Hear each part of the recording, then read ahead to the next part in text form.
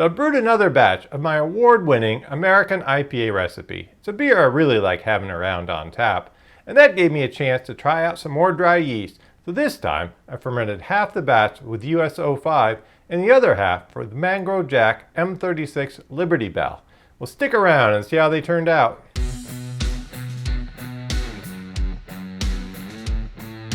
Well, thanks for stopping by Cascades Homebrew. My name is Brent. So it was just about a year ago I put up my first YouTube video on the channel.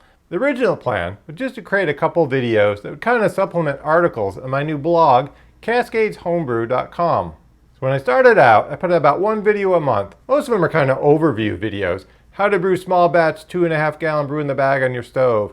How to do 5 gallon brew in the bag. How to do 1 gallon brew in the bag experimental batches. Well, after putting out a couple videos, I kind of realized I liked the video side, maybe more than writing the article sides. Unfortunately, that means the articles on the website have kind of been taking a back seat. So but I did step up my YouTube video. I was putting out one video a week for a while. This year, my plan is to put out 2 videos a week. I've kind of missed a couple of those deadlines. Hopefully I can come up with a couple bonus videos to fill in. One of my goals for 2022 was to put a little bit more time and effort in the cascadeshomebrew.com site. I really want to get out a couple articles that kind of encapsulate some of the things I want. I guess I'm still struggling a little bit with figuring out what's best for a video, what's best for an article, and where's the overlap between those two. But one area of cascadeshomebrew.com that has got a little bit of attention this year is a recipe section. My plan is to capture some recipes, both as in 5 gallon recipe versions and also 2.5 gallon versions. I'm a big fan of 2.5 gallon batches. I know you can just take a 5 gallon batch mostly and split it in 2, but people seem to like looking at recipes for the batch size that they're interested in brewing. Also, I think in imperial units, if you use metric, there's also a conversion that's got each recipe converted over into metric units. So my goal for the recipe section is to include quality videos. I don't have any strict criteria for the recipes I want to include. My general goal is to include recipes that I've brewed before, usually several times, maybe with some tweaks to try to get them into what I really want them to be. A recipe that's somewhat unique, not just a recipe I copied out of a book and brewed. And award-winning recipes. Now this is not going to be the case for everything up there. Some of them may not even fit into a style guide that would do well in a competition, and some of them, they just may taste good to me. But overall, I want to put out recipes that are something that I really enjoy brewing and I enjoy drinking, and I think you will too. Well, enough about that. Let's go ahead and take a look at the recipe page for this American IPA, and then we'll get into tasting. So here we are at cascadeshomebrew.com at the home page. So the first issue you'll notice is that I haven't uploaded an article since November of last year. Hopefully I can fix that. But if we look at the recipe section up here, I have done some work there. So we click through to the recipes. You see I have some ideas for a couple things. I have a saison that I want to publish. I have that English porter. There's an article up about it. I also have a Belgian double. Some of the other things are still in the works. I have a recipe up for what I call Orange Rush Haze. That's that hazy pale ale made with Voss that turned out pretty nice. The other one, the Westover IPA. That's the batch that I brewed this time. So if we look at a recipe page, I want to quickly just run through the structure, see what you would expect. Let's start off with a picture of the brewed batch with an overall description. As far as the recipe goes, I have the recipe in both a 5 gallon batch and a 2.5 gallon batch. Those numbers are to target the final. These are actually a little bit higher in the fermenter. You'll see this one is targeting 2.6 gallons in the fermenter. This one is targeting 5.5 gallons in the fermenter. So the 5 gallon recipe and the 2.5 gallon recipe are two physically different recipes in Beersmith that are then displayed on this page. I also used some automatic conversion to display them in metric. Since these are just an automatic conversion, some of the numbers are a little odd. So we see 567 grams of wheat malt. But I figured the metric view would be handy for those that work in those units. You can see the 5 gallon batch is converted into metric, and also the 2.5 gallon batch is converted into metric.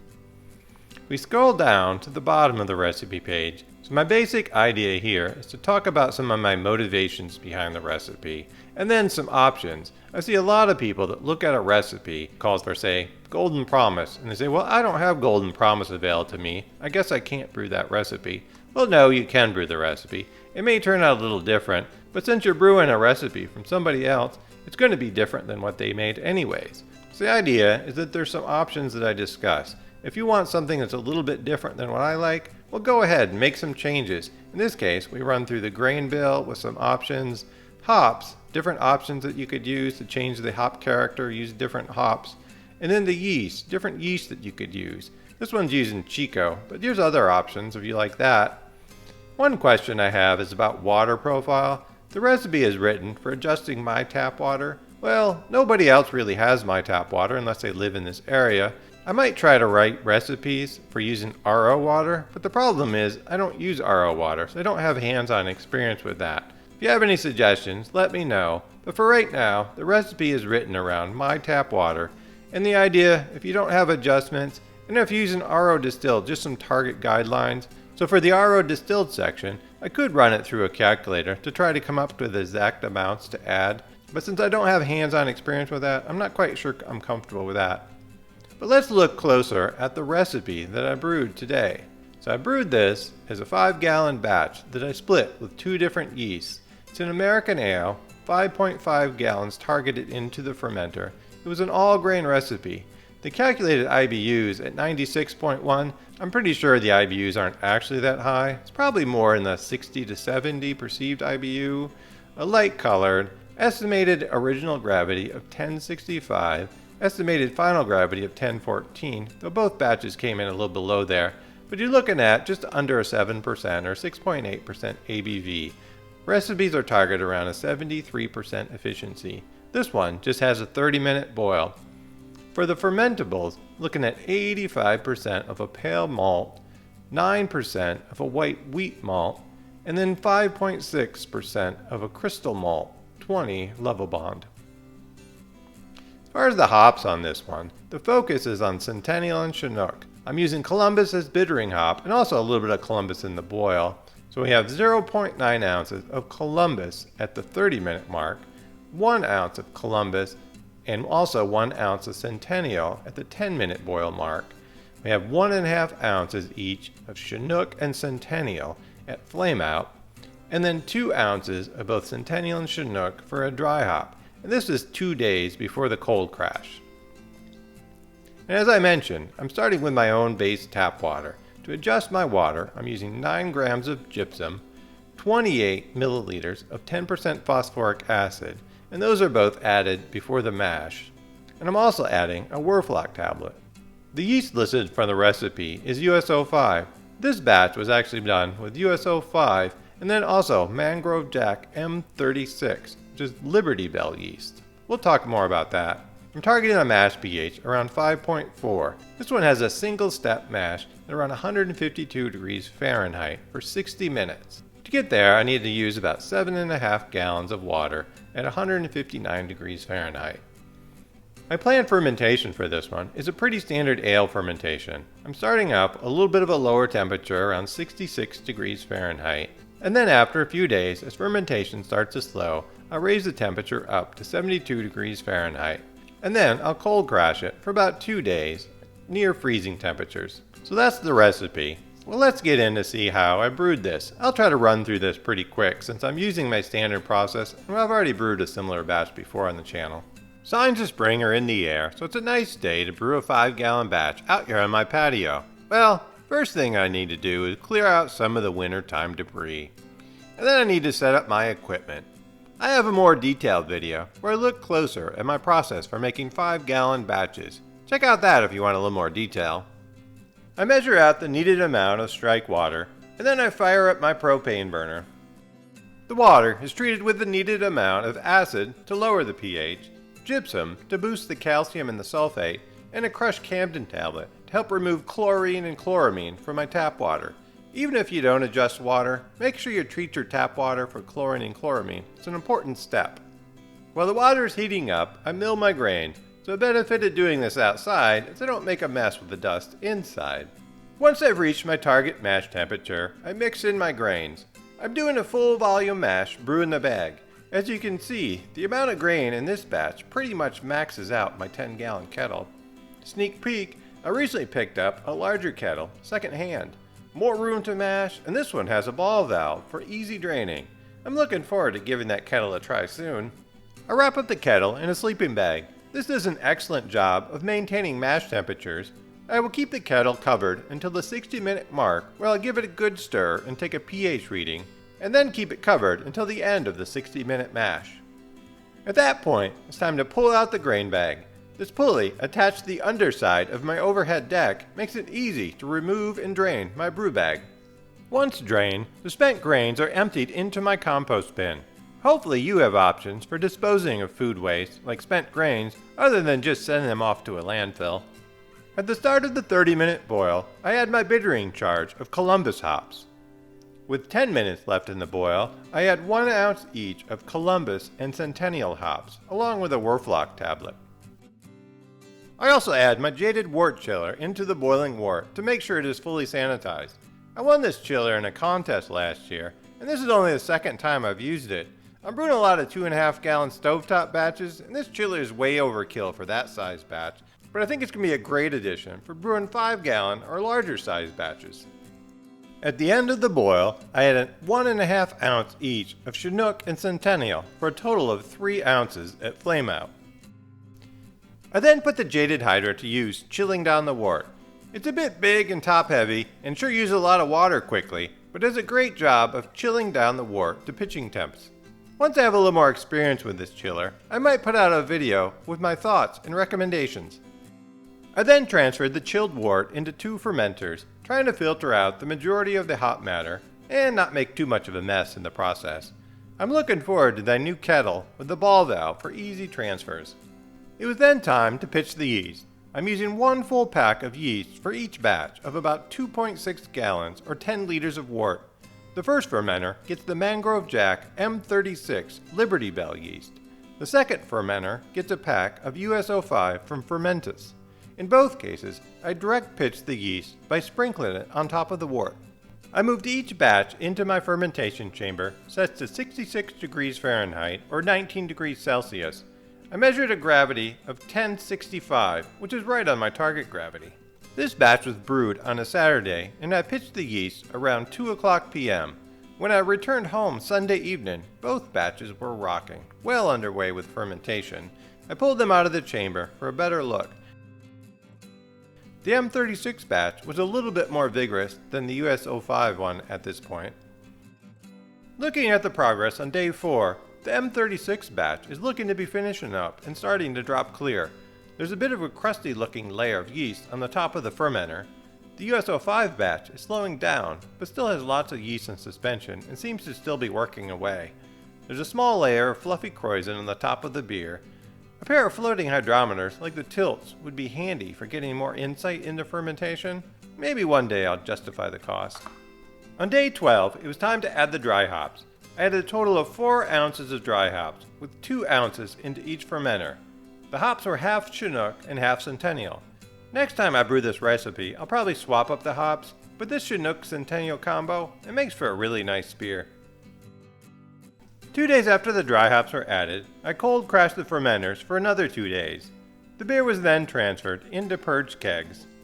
The M36 Liberty Bell finished with a final gravity 1014, which gave it an attenuation of 77.5 or an ABV of 6.8%.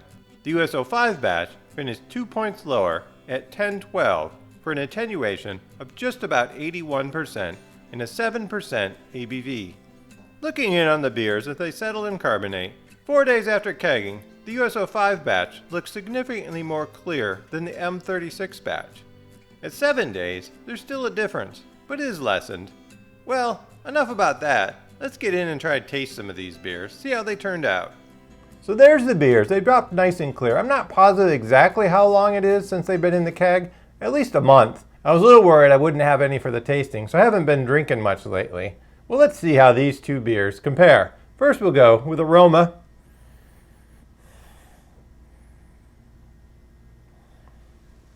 Yeah, I get some floral, I get some citrus, I get maybe a little dankness, but I think it's more just that kind of a bright citrus, a little bit of a floral character. They both smell very similar. There's no way I could, pick them out. There's just a lot of hop aroma, I think, that would dominate any difference from the yeast in these ones.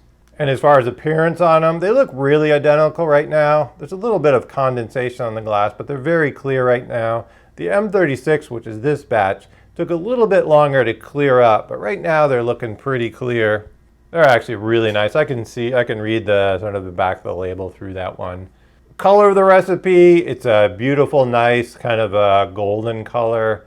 Light on the golden side, just a little bit of color from the two-row malt and the crystal in there. Let's go ahead and give these a taste then. It's a very nice beer. So in the flavor is where I first noticed a little bit of difference between the yeast. So the US-05 one, just a really nice, kind of my clean, typical what I associate with an American IPA yeast. There's definitely some yeast character there, but it's kind of subtle in the background. Overall flavor, it's got a nice level of bitterness. So the bitterness on this one is a little bit more in line. The last one I did with the SafAle strain just had a little bit of a harshness to it. The last two batches I did with that strain. So if US-05 and SafAle are the exact same yeast, well, they didn't produce the same beers for me. So these beers are more similar than they're different, but there's definitely some differences. So the M36 batch, I think it just adds a little bit more yeast character, maybe a little bit of a fruity character from the yeast. I think it adds a little bit of a sweetness, maybe a touch of a fuller body to it.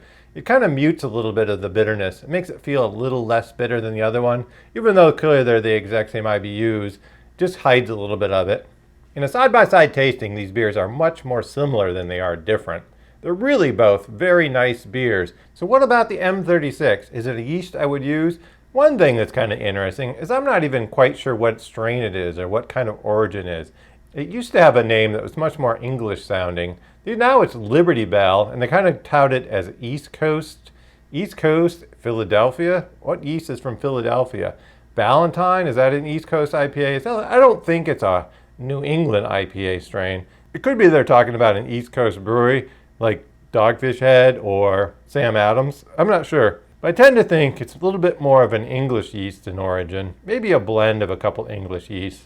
So I would be happy using it again. I think this is one of those cases where sometimes the yeast impacts the recipe design. I might reduce the sweetness a little bit, so that might be interesting, using a little bit more of a sweeter yeast, like an English yeast or this M36 in a batch that didn't have any crystal malt, maybe just had Munich or maybe 50-50 crystal and Munich.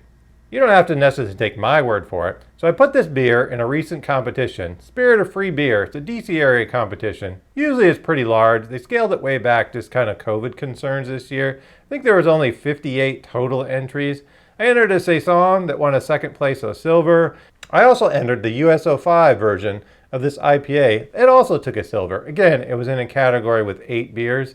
So maybe it's not the same as winning a gold medal at Nationals, but it got some pretty good scores and the feedback was positive. One thing that I thought was interesting about the competition, so they lumped together American Pale Ales, Ambers, IPAs.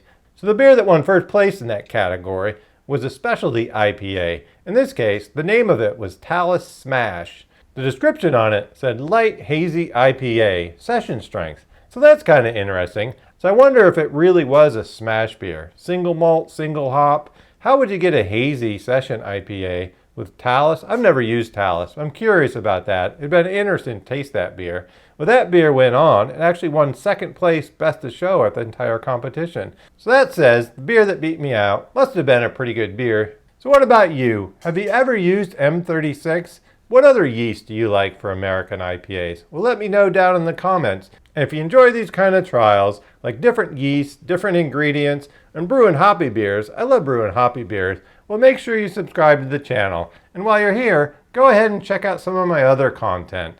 And I hope today's video will help you build some great beer. Cheers!